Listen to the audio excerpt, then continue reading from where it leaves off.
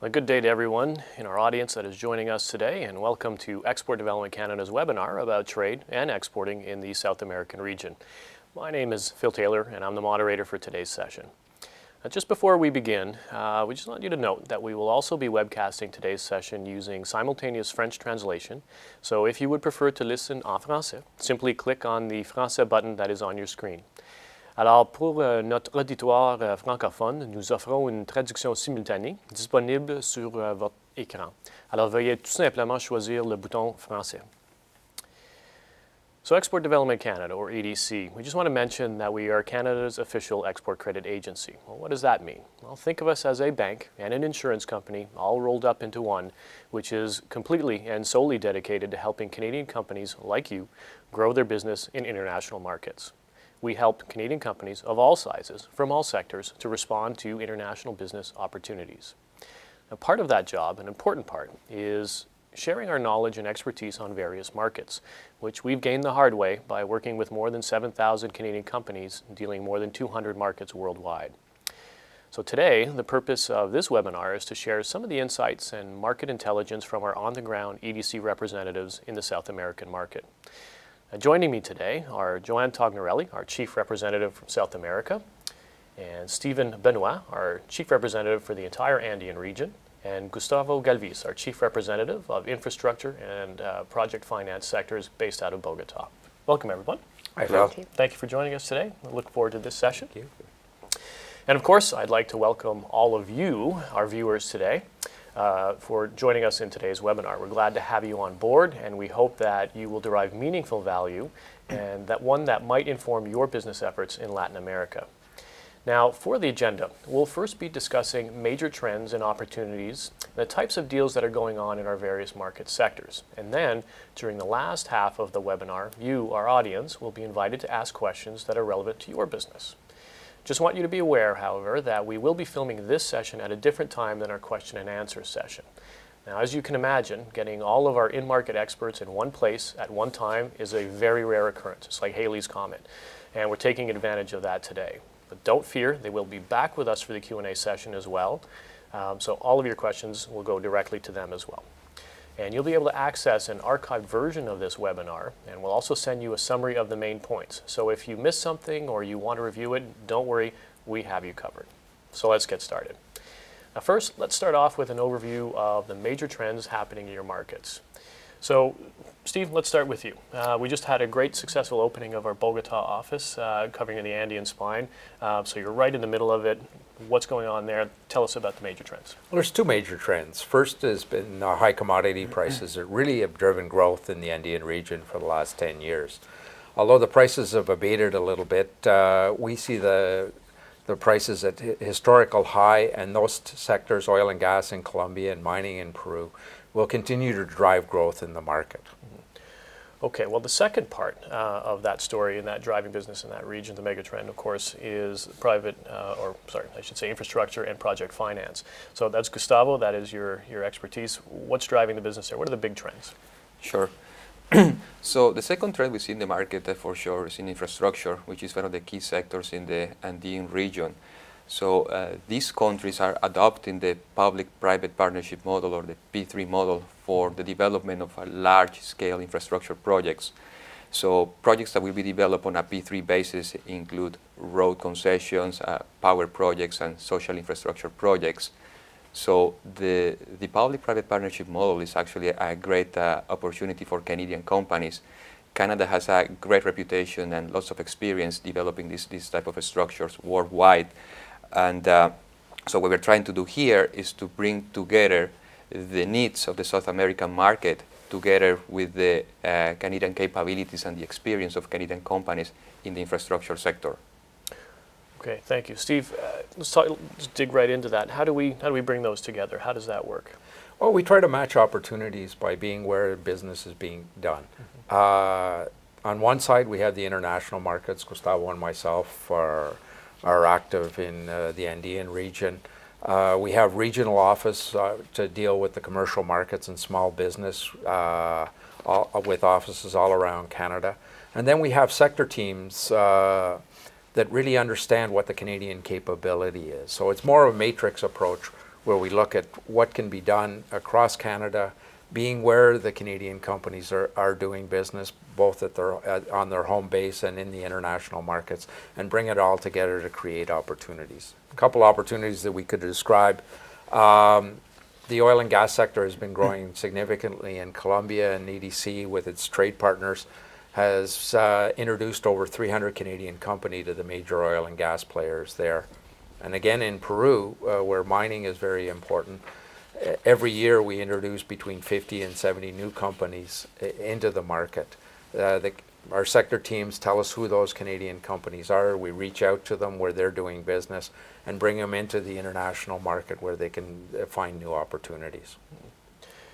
Joanne, also true in the larger scale. Let's talk about Brazil. I mean, we know infrastructure is a big play there as well. What are some of the big trends in your world? Yep.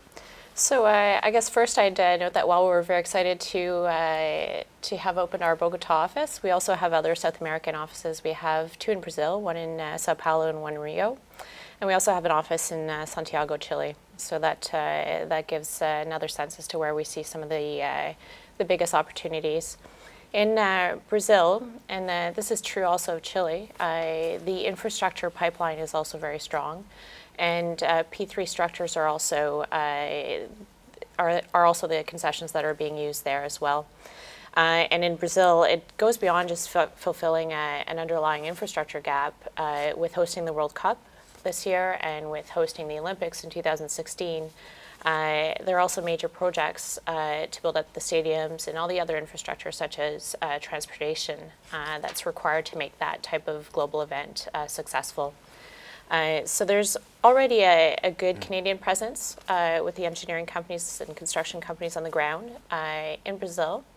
But given the size of the pipeline of infrastructure deals, it would be really great to have, we would love to see more. Well, more is good. So speaking about more, I mean, obviously, with our presence there, I mean, we're seeing a lot going on. How much business is really going on in your market? What are some of the drivers in your regions? Is it increasing? Is it stable? Are some markets growing? Are some about? Steve, let's start with you. We describe what we call the Andean spine, and if you go a little bit larger, the Pacific Alliance, which includes Mexico. Real growth opportunities. These are markets that have, over the last 10, 15 years, grown at a significant rate. Peru grew at close to 8 or 9% during the last decade. But going forward, they've established strong macroeconomic fundamentals. They're good places to do business. So we see significant growth happening there. Now, Gustavo, we also know that in the infrastructure play, there's a hard driver there as well. We know that project finance and infrastructure is a key driver as well. So what type of business is really moving right now in that field? Sure. So on the infrastructure side, the Canadian pension funds have been actively looking for opportunities in both Colombia and Peru. Just to give an example, AIMCO, which is the Alberta Pension Fund, they have established a subsidiary in Colombia, and which they are using as a vehicle to carry out their investment opportunities in the region. On the construction side, for example, there are some large Canadian engineering firms that have a well-established presence in these markets. And they have historically been active in the oil and gas and mining sectors. But because of what's going on these days in the region, they are expanding into new sectors. We believe this is a great opportunity for Canadian companies want to get into the market as part of their supply chain. Yeah, and we see real crossover. As I mentioned earlier, the driver of business has been primarily the extractive sector. But in Peru, the engineering companies follow them in, and today there's 14 infrastructure companies doing business in Peru. Initially, they came in to do mining business, but they've grown their business to looking at other infrastructure opportunities. And on a couple of projects we financed recently where a Canadian company has been the engineering, procurement, and construction management lead on the company, they built a Canadian supply chain, so small and medium-sized companies have come in behind that. We see in 2 recent projects, over 30 Canadian companies taking advantage of the relationship with a larger company to come into the market. Mm-hmm. And as we know, supply chains, quickest way to get into any particular market is to follow your anchor company, takes all the risk out of it, and they already have the connections on the ground. We've seen that time and time again. So if you do sell into a supply chain, certainly look at that aspect and maybe make some inquiries. They may already be in the markets that you're interested in. Speaking of markets of interest, Joanne, let's go big with some of the business that we're seeing. Brazil, obviously for us, is a huge market, as it is for Canada. Let's talk big picture about what we're seeing. Well, this Brazil follows the same theme that you're hearing for the Andean region. What Canada and South America have in common is a large resource base. So the commodities industries are key. In Brazil and Chile as well. In Chile, forestry, aquaculture, mining, even a burgeoning oil and gas industry. Brazil, we mentioned infrastructure, oil and gas as well, and some of the space technology is an area that we're keeping an eye on. And of course, in the mining industry. What's interesting there is that Canadians can often be very complementary to what the local expertise is. So in Brazil, for example, they're powerhouses in the offshore oil and gas, they're powerhouses in the open pit mining. But Canadians bring that expertise to the onshore oil and gas and the underground mining industries and segments. So we have a strong niche there. And even if it's not as a percentage basis, the largest part of those industries in the country, it's still significant amounts in terms of absolute terms. In terms of Chile, on top of having that matchup in the commodity industries, we've had a free trade agreement in place for over a decade, so it's a very mature relationship. And I say this of Chile, but I would say the same goes across the region. Canadians bring a very strong brand when coming into the market. We have equipment, technology that's known for working in rugged environments, and we have really innovative companies. When we think commodities, you don't think innovation, you don't think high tech, but that's what Canadians do bring to the table, and those are the types of things that help companies control costs and grow. So we hear a lot about value and niche play for what Canada can offer to these markets, and we also talk about supply chain. So the two themes that we've come up here, Gustavo, I think is a natural fit for you in terms of one of the key drivers for our office opening in Colombia were the multi-Latinas. Let's talk a little bit about their presence in the market, what that means for Canadian companies, and in fact any company that are dealing in that area in terms of supply chain and bringing value. Yeah.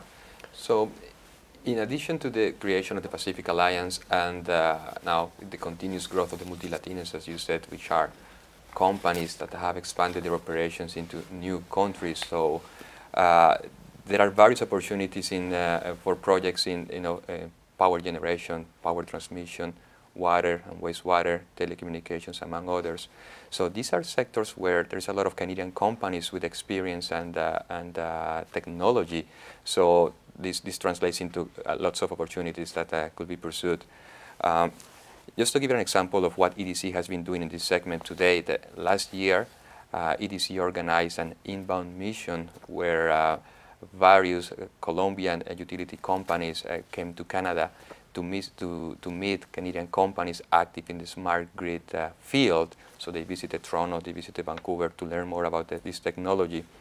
And this year, as a result of the success of that mission and the momentum generated around that, we are working on organizing an outbound mission where these companies now will go to Colombia to meet once again with potential buyers.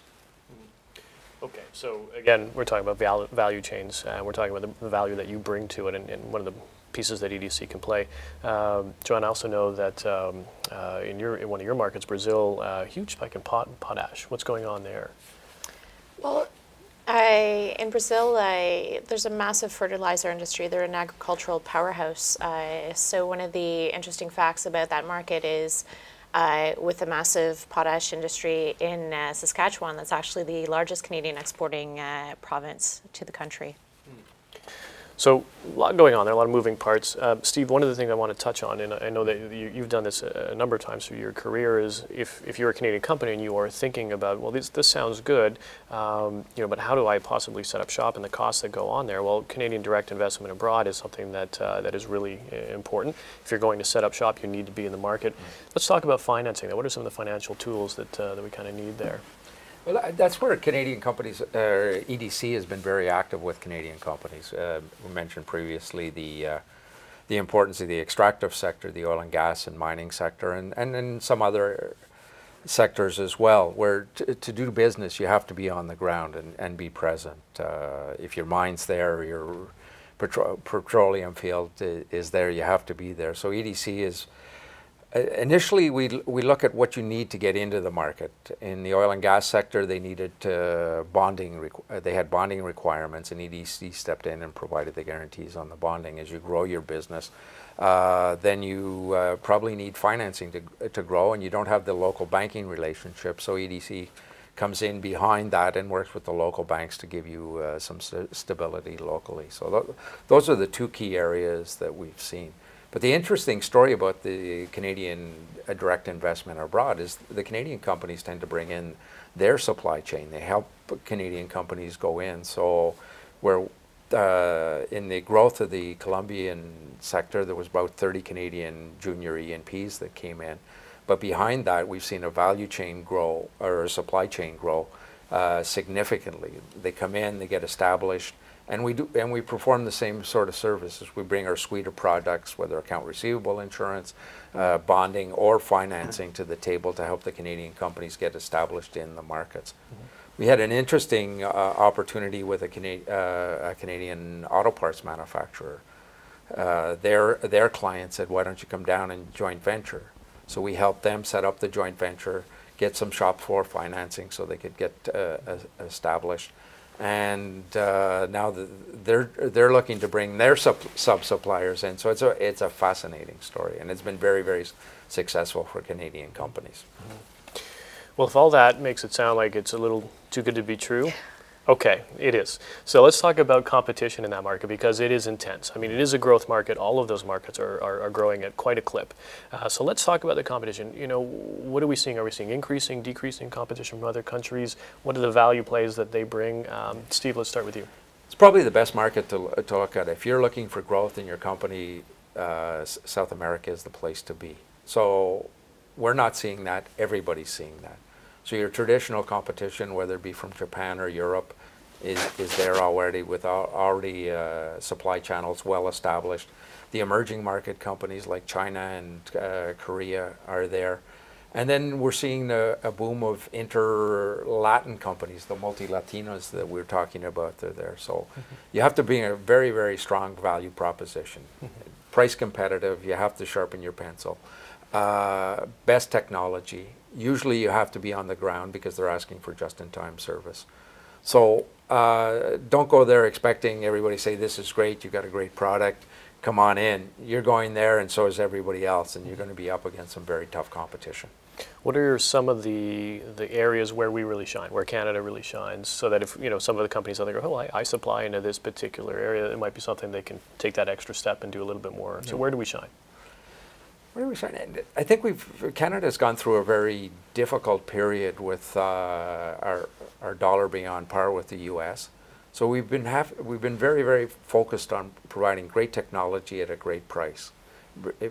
We fit in, and we understand that you have to make money, and we can come in and really do well in that. If you've been selling to companies that have been hammering their cost and you've been part of their supply, there's a real opportunity, because we're going to see that in very dominant from the buyers in the market. Okay. Gustavo, I'll throw you in on that as well. In terms of multi-Latinas, I know that's an area of expertise for you. What's the competition like within getting into those supply chains? Obviously, getting into any supply chain is challenging. What are some of the key things that we're seeing in terms of competition there? Competition is fierce. I gotta say that you're not only competing with the locals, and even you're competing with the multi-Latinas itself, because they're trying to get a role to play it in the projects of the multi-Latinas. but you're also competing with companies that come from other markets that are very familiar with Latin America. So the opportunity is there once again, but I think you have to be able to identify something that makes you different, identify kind of your core competency and what makes you a real value proposition for those opportunities in the market. Once again, I will emphasize smart grids. In the case of Canada, this is a sector where Canada stands out, has a state-of-the-art technology that has made a difference here in Canada and other markets. So I think that's a good value proposition that Canada can bring to these multi-Latinas in the region. Would that also be true of clean tech in general? I mean, smart grids, obviously, we do have a really nice niche play as a country. What about clean tech in general? I would say clean tech is a sector of many opportunities as well, and water and wastewater. There is some important clusters of companies active in this sector in Canada, and clean power, smart grids in general. So I would say these are important sectors. Great, thank you. Joanne, anything to add from your bigger view of South America? Well, I might just say that one message that we try to convey is that you don't have to be a large multinational to seize opportunities there. I think it was Gustavo who mentioned you just have to really understand your value proposition. We mentioned that we work with a lot of the large buyers to set up some matchmaking along with our government partners.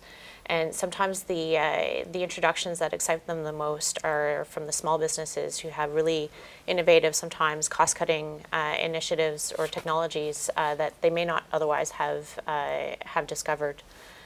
So I think it's one of the key points is to really just know your value proposition and what you bring to the table. Okay. So we've heard a lot about value propositions. So stand out on the quality of your product and also in terms of your able to delivery of service.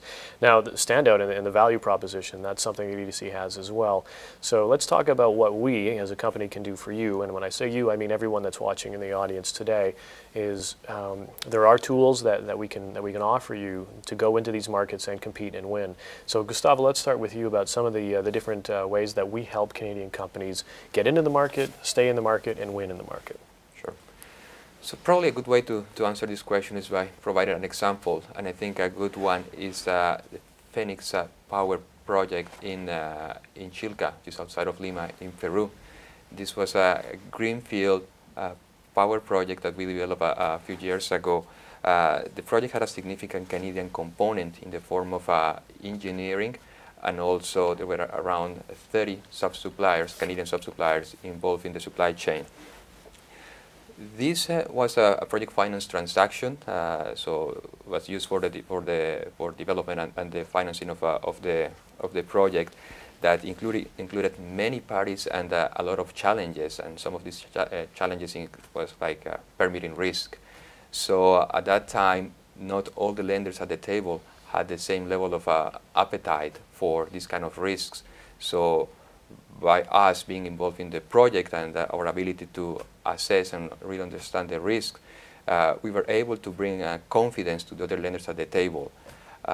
We also engage with the local authorities, with the government, to understand the relevance of this project at the at the national level and see the level of support for the same. So I think that's a good example of the value that EDC can bring to the table, like being on the ground. Mm-hmm. Market knowledge, really, that you can bring and extend to other partners as well, and I think that's key because you don't go in there alone. You don't go in there with just one bank. You go in there with a team, and the team aspect is something that we've heard a lot of. Let's go on the example theme because I like this. Yeah. Steve, can you throw one as well? Yeah, I think the fact that we're at we can be at the table with financing makes us attractive to a lot of potential buyers of Canadian goods and services. The example that I'm thinking of is we deal very, very closely with all the major mining companies in Peru, and on an annual basis we present 20 to 50 companies to them that come into the market. They say, EDC is supporting this Canadian company. Therefore, it's got a level of credibility that opens the door for them to go in and make their sales pitch and explain their value proposition to them. I think that's very, very important. It's opening doors. I mean, that's one of the ways that we can help as well. Another area we work with is we work very closely with the Team Canada, the Foreign Affairs and Trade and Development, the provinces, the industry associations, CAMISI, where we present a unified force to create opportunities for Canada. The branding is very strong, and working together with all of those, we create an environment where it's very comfortable for Canadian companies to come into the market to do business. Joanne, I know that you've been working on a deal that's not yet announced, so we're not gonna lead any details here today. But talk about that type of deal that we bring in that sort of that unique place that we have in South America. Well, so on top of dealing with on top of supporting Canadian exporters and investors directly, we also look to establish financing relationships with what we view as key buyers in global regions on the basis of them working with us and Team Canada to meet with Canadian companies and grow their supply chain. And this one was interesting because right at the front of the deal, we did put a bit of a Canadian stamp on it by working together with 3 Canadian banks to put together the financing syndication. So right from the onset, there was a good Canadian stamp to the deal. But on the theme of the multi-Latinas and the expansion that's going on there, what's interesting with EDC having offices around the globe is that we can follow our matchmaking efforts, not just in the country of origin that led us to set up the financing relationship, but into all their markets of operation. So this company will be looking at doing matchmaking in Africa and other continents, and not just in South America. So can I just jump in? Absolutely, of course. EDC has a very strong, EDC and Canada has a very strong reputation on corporate social responsibility. So sponsors of projects and buyers really like to see EDC at the table because that reflects the halo that they know that the companies that they're dealing with are going to hold up to the highest world standards of doing business. Definitely. And we've seen that time and time again, that good CSR is good for the bottom line. So when you bring that halo effect, it is definitely an advantage and something to keep in mind, whether you use EDC or not. That good corporate social responsibility, good ethics, anti-bribery mechanisms within your company, extremely important. Something to keep in mind as well. Just to summarize some of the things that we heard here, we talked about providing financing to key foreign buyers that Joanne mentioned. That's something that we do quite a bit. It's a bit of a program that we have here, and we use that and we leverage that financing being a financier preference for these buyers to help us open doors for Canadian companies that we match up. Something to think about that if you are in these markets, we probably know the buyers already, and if your business model suits what these companies needs, we're happy to make introductions for you. So pick up the phone and give us a call. We'd love to hear from you. The soft sell, I don't know, was that a little ham-fisted? I don't know. Okay, so let's move on. So, okay, we've told you all about the good things that are available in these markets, and it makes it almost sound a little too good to be true. Okay, so it is. So there is, some things that you need to be aware of when you go into these markets. So let's start there. So Steve, we're going to start. So what do Canadian companies really need to be prepared for when they get into these markets? What are some of the top things that you keep seeing from your customers when they first get into these markets? The first thing is come with a sharp pencil. This market is very price conscious, but the model has changed from lowest cost to life cycle cost. So come in and be prepared to explain to your clients why your product will provide them cost savings over the long run. Secondly, they want to do business as they've always done business. You have to come and be prepared to do business as a local. It's a different sales cycle, it's a different sales channels. And we like to say you have to be able to do business with the doorman and the chairman at the same time. So it's a multi-level sale. So you have to come in and think about that. Time reference is important as well.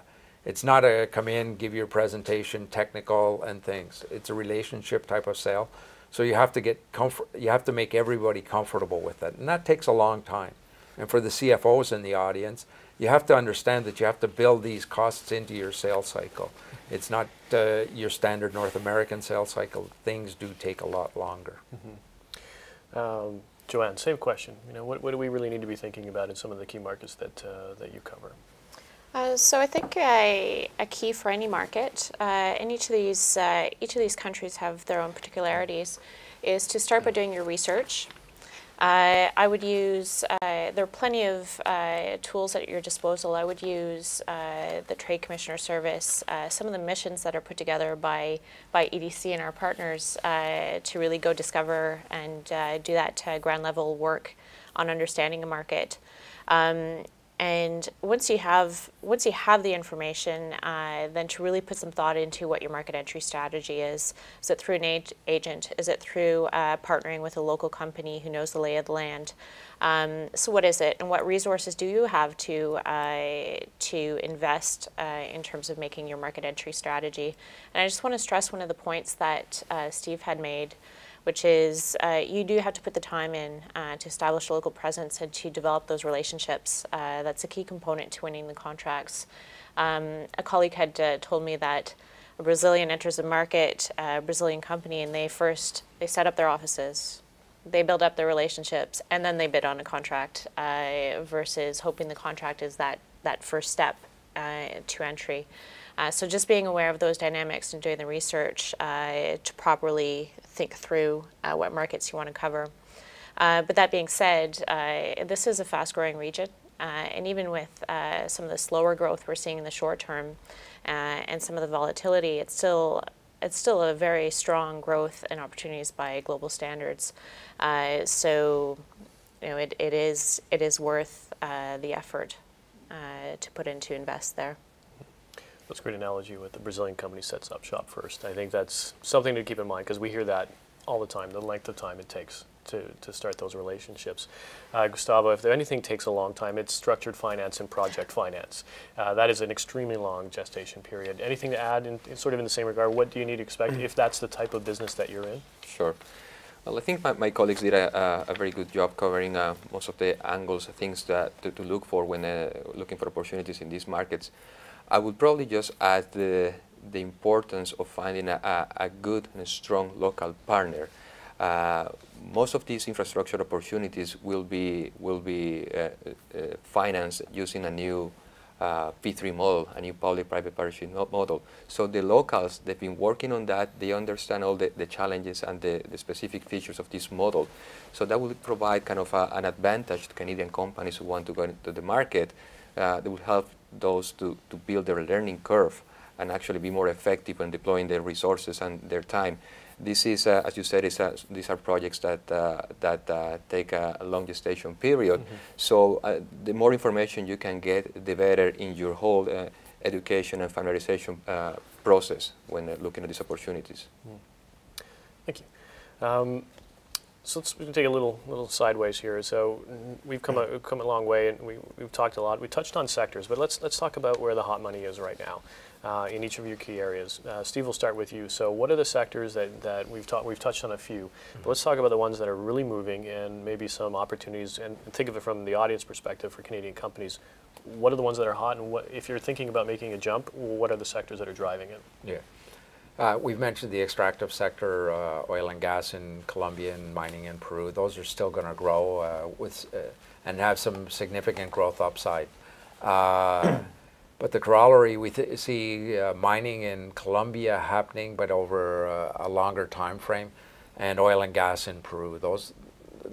They're going to cement it, but the real growth that we're going to see is now with all the free trade agreements, these countries have to get their product to market, so infrastructure is going to be a focus, driven by the government, but performed by the private sector. So we've heard Gustavo mention that already. Mm-hmm. Then underneath that, there's a growth in the middle class that we've seen over the last few years. Last year in both Colombia and Peru, the middle class grew at 30%. So if you're in the consumer goods space, there's going to be real growth going on there.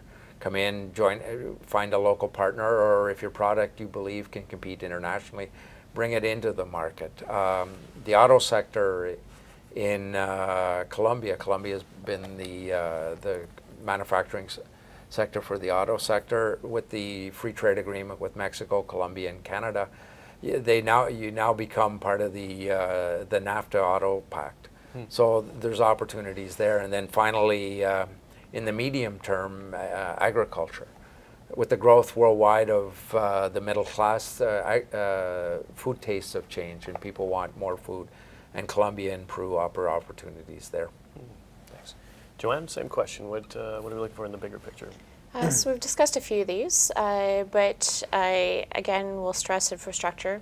In Chile, we'll also note the mining, the forestry, the aquaculture, key industries of growth. And in Brazil, obviously, an oil and gas powerhouse, the national petroleum company Petrobras, with circa $50 billion in CapEx, capital expenditures annually. So similar themes across the region.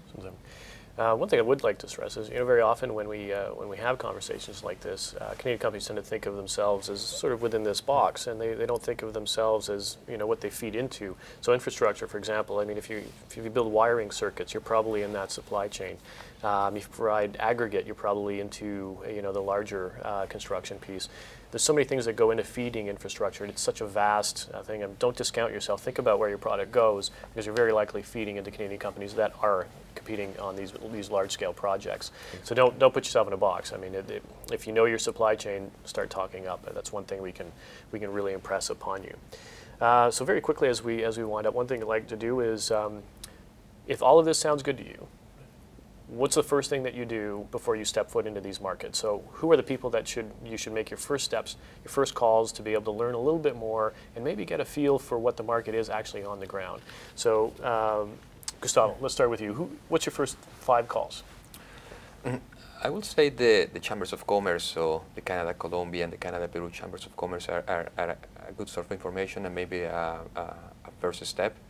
I would also say the Canadian banks active in the region, so Scotiabank Colombia, Scotiabank Peru, multilaterals active in the region, the Andean Development Bank, as well as the commercial banks like Bank Colombia and BCP in the case of Peru.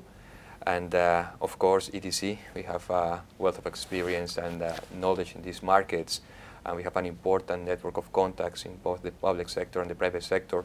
I would be happy to offer that to Canadian companies. Joanne, same question.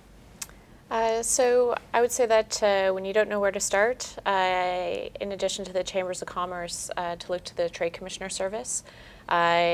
Even for that first glance, using some of their online resources will provide you with a wealth of information and help you understand where the next steps are. Steve, anything to add before we head to the question? Well, anytime I speak in Calgary, I say take out your compass and draw a six-block radius and find out the Canadian companies that are doing business in that area. Also in the mining sector, look at Northern Ontario and British Columbia, find out who your neighbors are that are doing business in the market and talk to them. They're just a great wealth of information. Mm-hmm. So very clearly, there are a lot of opportunities to help you make that first step. Chambers of Commerce, we see this in all of the markets where we go. It's a great opportunity to learn about agents and tax experts and advisors in those markets that can help you. Certainly, we know that the Trade Commissioner Service, you pick up the phone and talk to people in market whose job it is to help introduce you around. It's a great service, it's free, and in certain key markets they are really excellent. So free service, I strongly encourage you to look into that. So just before we go, one key bullet that you want to leave with the audience before we go to the Q&A. Joanne? I guess I would say that it's important to do your research and make a commitment to your chosen strategy. Mm-hmm. We're planning on growing 100% over the next 3 to 5 years. Come and join us. Gustavo. Say great opportunities in the infrastructure sector. It's a booming sector not only in Colombia but in the whole region. Mm-hmm. So it's a good time to start to get your feet on the door. Great. Thank you, gentlemen and ladies. Come on, false. two thorns and the rose, as it were. We've thrown an awful lot of information at you right now, and again, this will be archived, so you can go back and just keep going over until you can pull out the information that you want. But we are also going to open this to an open question period and try to squeeze in as many questions as we possibly can. And if we don't get to all of them, we also very often will answer some of them by email as well. So if you would like to ask a question just any time, just click on the Q&A button on the lower left-hand side of your screen. So we'll look at your questions right now, so get them flowing in. Well, welcome everyone to the live portion of our Q&A. So we are now in today, on June 26th. We are all here and ready to answer your questions. Again, I'd like to take a moment and apologize for our technological issues that we had last week, or possibly even the week before. Don't want to waste your time, but we can see that through your questions today, we're very engaged. We've got a lot to cover, so we're going to get right into that at this point in time. And again, if you do have a question, please at any time just hit the Ask a Question button on your screen, and we'll get right to that. So without hesitation, I'm going to dive right into your questions here. Again, quite a few. So we're going to try to move through this a little quickly.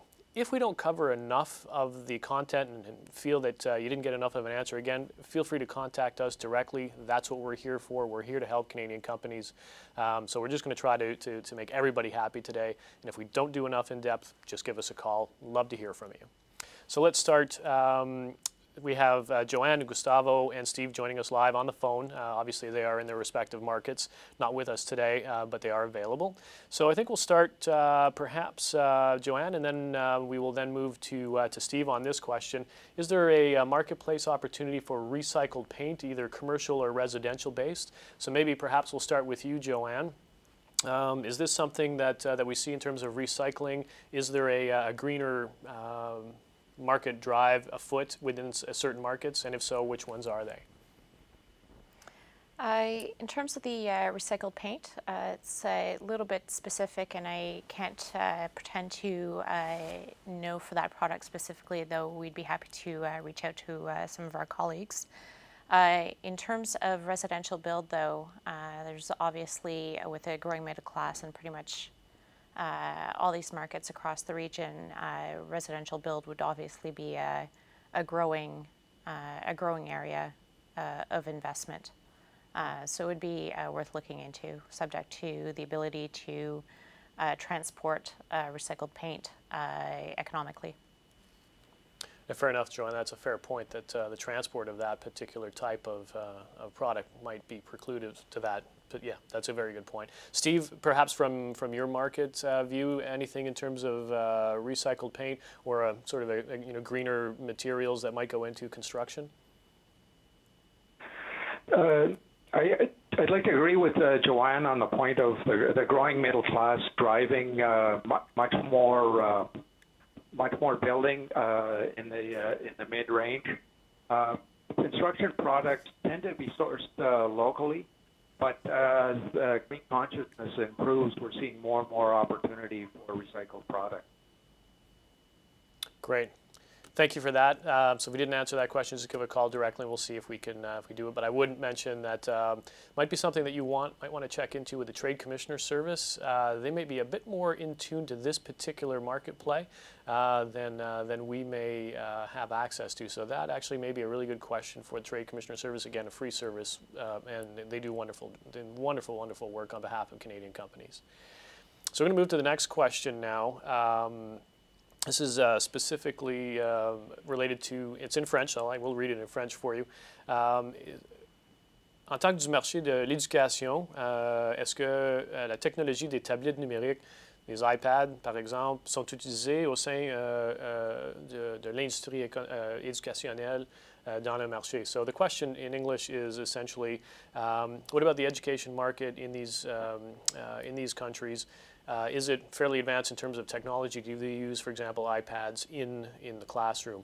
Joanne, maybe we can perhaps start with you on that one. Is this something where we could break into these markets? Is there an opportunity that you're aware of? And then Steve, we'll throw to you. Okay. Should I cover it in both French and English? As you see fit, please. I can translate for you if you like. Okay, thanks. Peut-être que je vais commencer en français un peu, et puis je vais répéter la réponse en anglais après. Alors, en termes d'éducation, c'est la première chose que je dirais, c'est que l'investissement en éducation dans tous les gros marchés est vraiment une priorité pour les gouvernements en ce moment. Et à cela, j'inclurais de l'investissement dans la technologie. Si c'est spécifiquement d'utiliser les iPads comme outil, ça, je ne pourrais pas dire, mais je suis certaine qu'il y a des initiatives. Puisque c'est avec les gouvernements que c'est considéré comme une priorité en développement, EDC, on a un peu moins tendance à nous impliquer dans ce secteur, mais les partenaires en développement du gouvernement canadien sont très impliqués et font des investissements en éducation avec nos partenaires en Amérique du Sud, ainsi que les institutions multilatérales. Alors, on pourrait trouver un contact pour cette personne pour en discuter un peu plus long. Well, thank you, Joanne. So just to respond to that in English so that everybody gets access to this that question, education is a sector where there is significant investment on the part of governments, particularly as a development priority. Because it's on the development side, we don't have quite as clear a view as it is we do on other commercial sectors, specifically related to iPads, whether or not there's an opportunity in the classroom for that. Don't really have a view into that, but I'm going to go to Steve to see. Steve, in English, anything to add? Yes, I think there's opportunities for to bring foreign students into Canada. Canada is a well-respected market. It's got a great brand. So, and we're seeing a lot of activity in all the embassies across the region in attracting foreign students to come to Canada. As well, just on the infrastructure side, we're going to be seeing a lot more investment by the government, especially Chile, Peru, Colombia, Brazil, into education facilities. So they'll be looking at both technology and infrastructure projects going forward. Thank you, Steve. So hopefully that provided a big picture for you. I'm going to bunch a few of the questions here, just mindful of our time. A number of questions on the agricultural sector. So I'm going to try to break up. Well, there is, the garment industry. I think that's actually where we'll start, and then we'll move into the agricultural sector just next. So in terms of the garment industry, there's a question specifically about Brazil. How hard is it to get into that particular market, and who can help us in terms of breaking into that market? So we'll start with Joanne, and then the second part of it would be sort of the greater Andean region. What are some of the opportunities within the textile industry as well? So Joanne, we'll start with you in terms of Brazil and specifically the garment industry, either all nearly ready clothes or prêt-à-porter, or however you'd like to define it. Joanne? Okay. So in terms of Brazil, again, the garment industry gets tied to the trend of a growing middle class and a growing retail sector that we've noted for all these markets. So that's definitely a growing industry. The offset or the challenge to that is that it's also an incredibly competitive one. In all these markets, and in particular in Brazil, there's already a very established local supply, and also a very strong competition from China in particular, if you will. So when you combine that with a Brazil-specific issue, which is very high tariffs on goods, what you have to consider is what is your brand, and is there something that that makes your garment, the garments that you offer, unique from a branding perspective? And I would suggest that that's a key deciding factor as to whether you want to look to Brazil for selling. If that is the case, and you think that it could be an interesting market, the Trade Commissioner Service does help Canadian companies find qualified distributors, and you can access them through us as well. We work very closely with them to help you on that front. But other markets, again, with a developed industry, but without the same tariff issue, might be Peru and Chile that are worth considering. Thanks, Joanne. Steve, anything to add on the garment industry, perhaps in the Andean region? Yeah, I think what you're looking at these markets specifically, you have to come in with high-end specialty products. Certain areas where you're producing safety garments, there's a real opportunity in both the mining and the oil and gas sector that we mentioned in the seminar. As well, it's important to remember that the garment industry locally is very, very strong, both in Colombia and Peru. Thank you, Steve. Joanne, I just want to jump to you because you touched a little bit on, and it actually relates to one of the questions that we have is on tariff, particularly in Brazil. And the question was, what sort of tariff protection do we have to overcome in Brazil? Can you talk a little bit about some of the tariffs that Canadian companies need to be thinking about for that particular market? So this is one of the biggest challenges with direct export to Brazil, because tariffs range anywhere from 34 to 65% on a sector-by-sector basis. On our website, I might point out that we have a Doing Business in Brazil guide, which has a much more detailed tariff section to walk people through that, and it has some sector-specific information, so that might be of interest. And that's while we're very excited about the market and the size of the market, Brazil's a massive country. That's one of the drivers for us to approach it with some caution and to keep stressing the fact that it's important to know before spending too much time on Brazil, do you have a differentiating factor? Because there are plenty of Canadian companies that sell to Brazil based on their unique technology or whatnot, which results in the fact that Brazilians are willing to pay more for it. But if there is already a homegrown supply of a commodity type undifferentiated product, it becomes very difficult for us to export given those high tariffs. Thank you, Joanne. Glad we were able to get that one question because I know that's something that comes up quite a bit in some of our webcasts, so I'm glad we were able to cover that one as well.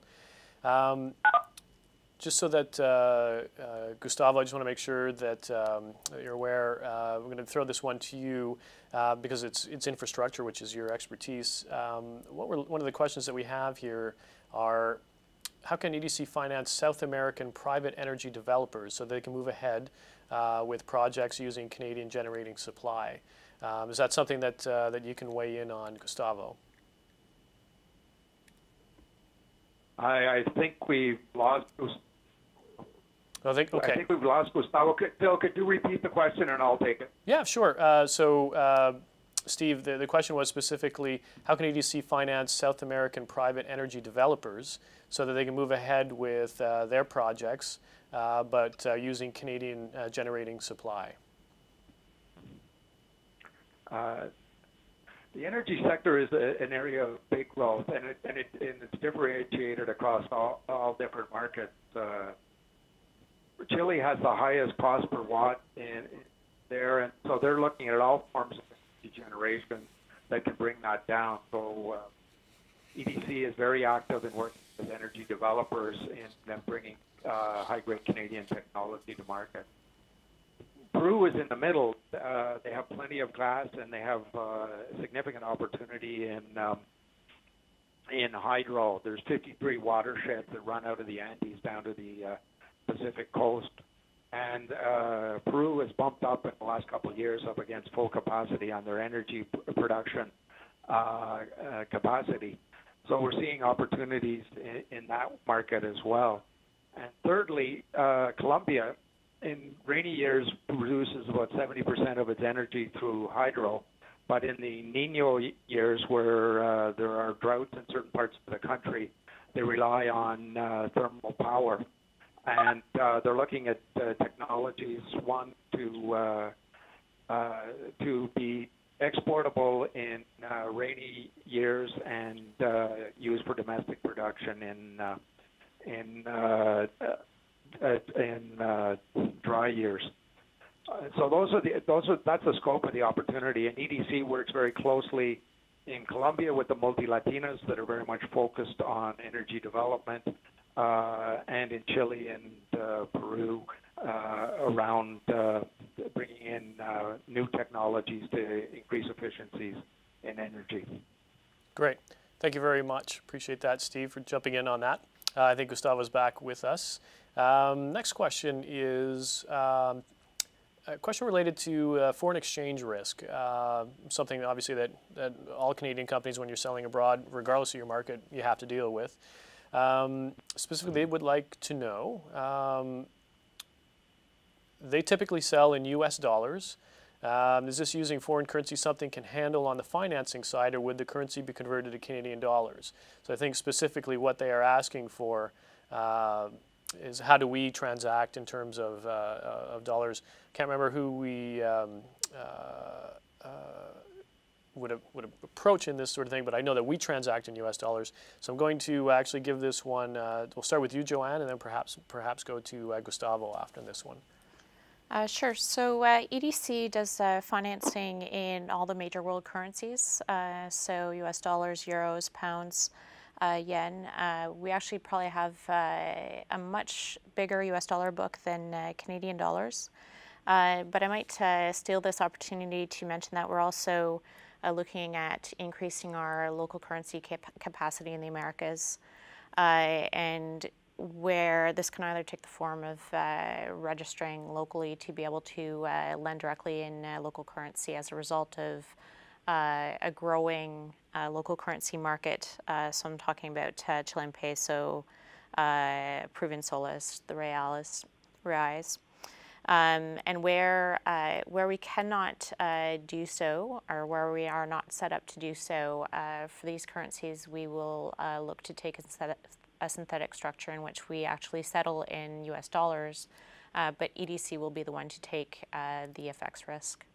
So certainly we look to make doing business in world currencies as easy as possible. Gustavo, given that your involvement on the infrastructure side, what is the dominant currency that is being transacted in down the Andean spine? Is it US dollars?